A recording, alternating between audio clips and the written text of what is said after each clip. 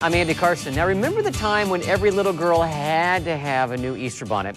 Well, if you're looking for a proper outing where you can wear your own favorite hat, again, this is it. Anne from Lulu's Vintage is here with us with some beautiful hats, and we've got some displayed right here. Thank you so much for bringing these in here today. Now, I understand you're putting together an Easter hat parade. Tell us about this. Yes. I'm going to have the Easter hat parade on Saturday, April 3rd. We're going to meet in Pioneer Courthouse Square.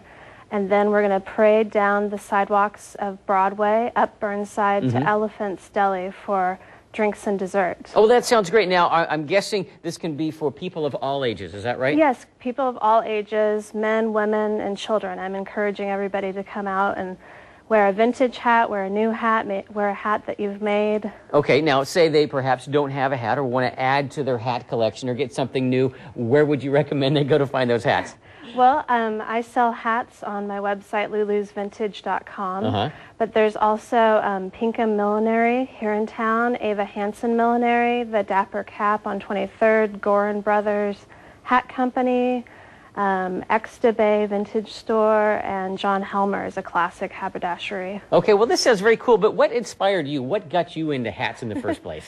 Well, I've been collecting vintage clothing and accessories for about 20 years, and I found that vintage hats really can set off an outfit and make it pop. For example, right there. I mean, you have a statement when you walk in right there with the purple hat and the purple dress. Thank you very much. Yeah, and so what I have been doing for the past 2 years is getting together with my friends, and they come over to my house and try on vintage hats, and we all go out dressed in our vintage hats and have champagne and dessert, and people would get very excited about it. And so I thought, well, we might as well see if the public's interested in doing it. Isn't there like a red hat society out there? And so you're not just making people wear red hats. They can go purple hats or whatever they want to do. Yeah, they can wear flowers on their head, fruit, you know, straw hats, you know. It could be simple, it can be lavish. Right. If they're a red hat person, that's fantastic as well. Now, we have some bonnets right here. What necessarily is significant about the bonnet? Is that because it's Easter time?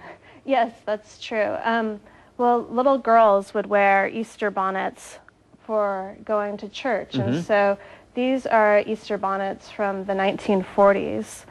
And they, you know, typically have a little strap, a ribbon, and some little flowers on them. Is that so the little girl wouldn't rip the thing off their head as they're walking around? Yeah, little girls can be stubborn sometimes and might not want to be wearing the hat. Well, I'm just going to tie that hat on you then. Yes, yes. So these are some just amazing hats, and I'm sure it sounds like a blast to go down there just for people watching. If you don't even own a hat, go down to do the people watching. Yes, please. As the hats go by there, and then you can end there at the end. If you'd like to join this walking parade of fanciful hats, which is the first time I've ever said fanciful, meet at Pioneer Courthouse Square this Saturday at 1 o'clock. For details, we'll put a link up at kptv.com. Now, coming up in the next half hour, fancy dresses for prom and how you can get one for free. If you add a hat to that, add to it. Stick around. Better will be right back.